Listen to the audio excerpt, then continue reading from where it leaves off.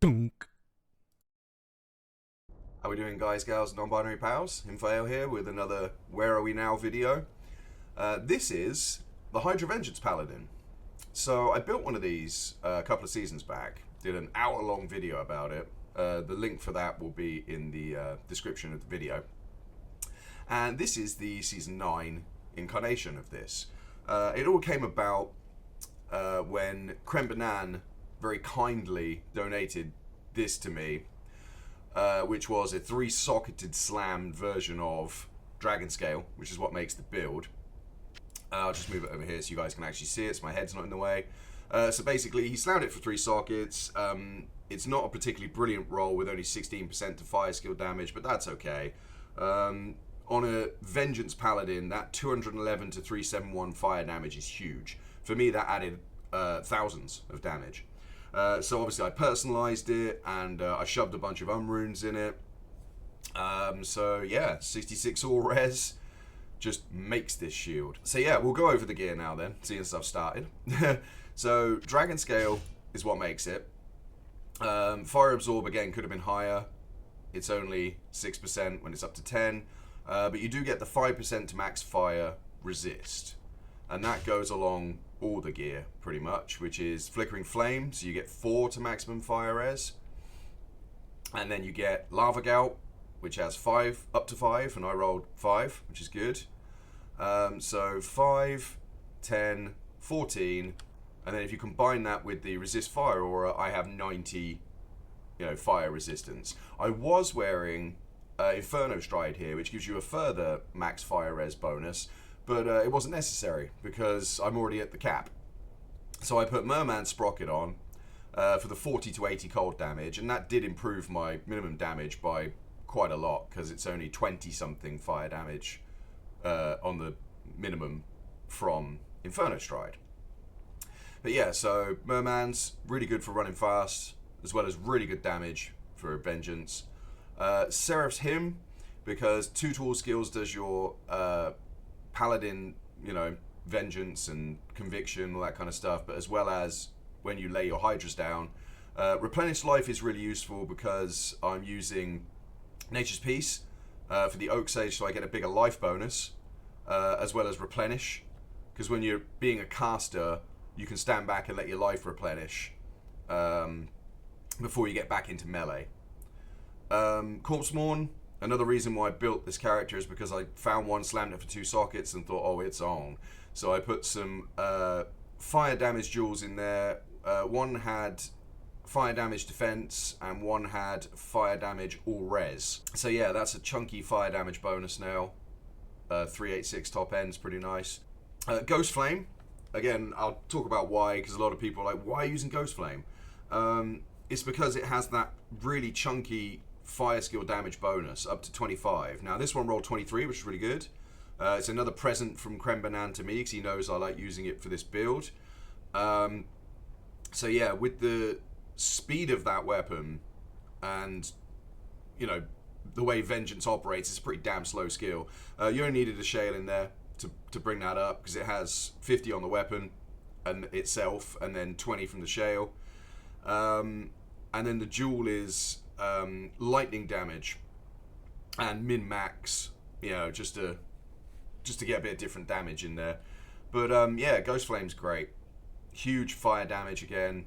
It's a very fire damagey build, but because Vengeance does lightning and cold as well, it's all arounder. Hence why we have the cold boots and then the lightning belt. I do have Thunder Gods as well, which is great for the strength and vitality, but I much prefer Hoenin's Blessing because of the lightning absorb and the much bigger lightning damage bonus. Because Thunder Gods only goes up to 250, whereas and it's variable as well. Whereas Hoenin's is a flat 330 top end, which is huge, hundreds and hundreds of damage added there. So yeah, much prefer this one. Dwarf Star. Again, as you can probably see, there's a lot of attack rating slams going on here. The belt, the ring. Vengeance does have a huge attack rating bonus, as you can see, 552%, but that's obviously based off of your flat AR when that percent kicks in. So to have lots of flat AR bonuses are very useful. So Dwarf Star, again, Fire Absorb, MDR, and because it has attack rating. Lava Gout for the enchant, of course, increased attack speed, fire damage, of course, adds to it. And then half freeze duration, plus with Flickering Flames half freeze duration, means I don't need to have a Raven Frost, which is very, very useful. Alright, so that's the gear section, so let's go over the charms. So we got Paladin Torch. This character is very squishy, as you can see, without a torch and a nanny. It's quite scary, so I've had to put in some, again, life charms and things. This used to be an inventory full of just elemental charms. From level 11, I think I had over 1,000 damage. From level 16, because again, these charms start adding up. I don't think I haven't got any 16s left in my inventory. They'll start at 21s now. But you can get really decent elemental damage from 5, from level 10, from level 11, level 16, level 18, and then level 21 and 22. Then it skips to about 35 because of the way prefixes and suffixes work. Then 38, and then 39. And then these large charms, 42 there for that fire skill one, and then 61, because that's really nice. That one is good. If I could get a whole inventory full of life and big elemental, you know, that would be great. But again, that's what the grind's all about, getting those upgrades. Okay, and on Switch we have Naj's Puzzler full of ED jewels, because I like to charge in sometimes, because it's good to have just 1 point charge for mobility. But then more importantly, we have it, of course, for Blink. Now, I did level up from level 39 with Spell Steal. Again, my favourite axe, as we all know, to have, because it has amp damage and teleport.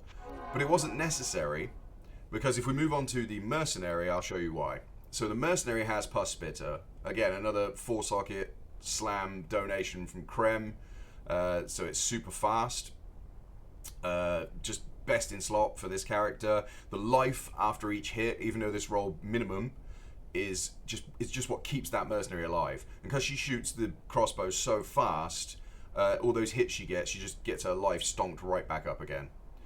She has Steel Skull for the bit of magic find, speed, fast hit recovery, all those good things. I slammed a Twitch throw for Cannot Be Frozen, so I was like, oh, this is perfect, I'll keep it on her. Again, faster hit recovery, attack speed, all that good stuff. She's a cold mercenary, as you can see, so I have mana constantly coming back to me, which is fairly important when you're casting the Hydras, because they leech mana away big time, and yeah, I never have to worry about it, which is useful. But I got her for safety reasons. Cold, she freezes with the freezing arrow, keeps things in check. It's very useful. So yeah, damage bolts for her, but it's importantly all res, you know, and it got a cold resistant slam, so it's perfect. Minus enemy cold resistance, that is. Treads for the pierce, and we got all res, which is nice. I slammed a razor tail for massive pierce, which is insane. So again, pierce, get that lower res proc in as far into the distance as you can. And then Magnus Skin for the increased attack speed, breakpoint, and again pierce. Flat AR to actually get the hit on that target. It's all very good. So she has 143 pierce, which is crazy. I could take the belt away and, you know, still be close to max. But you know, it's fine as it is. She's rocking. She shoots super fast. She has an 8-frame attack because of all the speed with the Pus Spitter, the Steel Skull, and the Twitch Throw, and Magnus Skin. So she's pumping out that low resist like crazy fast. My stats, so with the combination of Nature's Peace and all the other bonuses from my gear and things, so I've got the 90 fire, 78 lightning. I run a lot of Diablo in Hell, and he does nothing to me because, you know, his fire just gets absorbed because of Dwarf, and the lightning just gets tanked because of the absorb from Hoenins and just being overcapped. So that's good. As you can see, the Vengeance attack rating looks a bit slim. You know, and we all know I love attack rating, so it's like, oh geez, Dean. But again, we have Conviction. big minus 67% defense, which you can't see because I'm in front of it. Sorry. But there you go. So that ends up being a lot, you know, more theoretically. Damage is good, as you can see, up to 12k. And the Hydras, you know, they probably look a bit slim at only 1k to 1k. But the amount of damage they do because of fire increases, like I have that 1/4 to fire skill charm, we got lots of skillage going on, plus to fire skills, 2 to all skills, the fire skill damage increase, it does a lot, it really does. So yeah, back to stats, sorry. Fast cast rate is at 30 breakpoint. It's a bit slow, but again, if you just sort of cast scouting hydras, as it's been termed before, as you're walking through a map, just keep casting hydra until they start, you know, shooting at the edge of the screen, and then you move up to it and assess the situation. Either, in my case, joust in, because I've got joust, and start stabbing, or just stand back if they're dangerous, let the fire hydras deal with it, and the mercenary shoots down the lower resist, and you've got conviction, so whatever there tends to get its immunity broken unless it's something with very high fire immunity. This build has no fast hit recovery, which I'm really sad about. I need to do something about that. What I'm thinking of is, charm-wise, I'm going to pull out some of these damage charms, maybe put in faster hit recovery or something. I can't really do anything about it on my gear, is the problem. The gear is solid. That is M game gear. We'll do some example gameplay now, just to show you, as I say, what I was describing a second ago. So, oh look, there's some monsters. Lay down the Hydra, bam, not a problem. So we proc up. We've got 50% chance to block, because again, there's so much going on here. It's 180 strength to get... Oh, sorry, it's not. It's 145 strength and 142, and you get 25 strength from the shield if you roll max like I did. So my strength is way over, but if you weapon switch, then obviously I don't have the strength for that, so I had to put it in hard points, because I don't want to teleport. It's already bad, you know, when I'm teleporting. It's already sketchy. But anyway, so I can teleport in like that. As I said, scouting the Hydras. There they are. Start stabbing. Chaining is good. So yeah, that chains, and then they all just melt. And yeah, there we go. Crazy, crazy damage. It's a great mapper. Again, you just have to be a little careful. As I said, you just scout Hydras at the end of the screen like this, and they shoot off.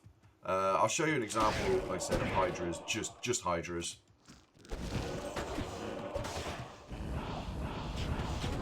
I'll stand here and tank while they just shoot. Mercenary, hopefully, there we go. Mercenary gets the lower res out. There we go. And everyone just gets wrecked. And there you have it. The Hydras may not look like they're doing a lot of damage, but they are. Even without lower resist, I've done this build before where my mercenary didn't have Pus Spitter. I was just trying to do my best. And the Hydra still wrecked with conviction. So, yeah, it was really good. Oh, look at that jewel. That's lovely, isn't it? Max damage, all res, fast hit recovery. What a find. That's a nice way to end the video. So, yeah, hopefully it inspires you to build something around with Dragon Scale. It is a lot of fun. As I said, I'm sure you can do much better gear than I have. Spend a bit of money on it. You know, it's a very fun build. And like I say, it maps very well. You've got a lot of damage types covered there, elemental-wise. So yeah, enjoy.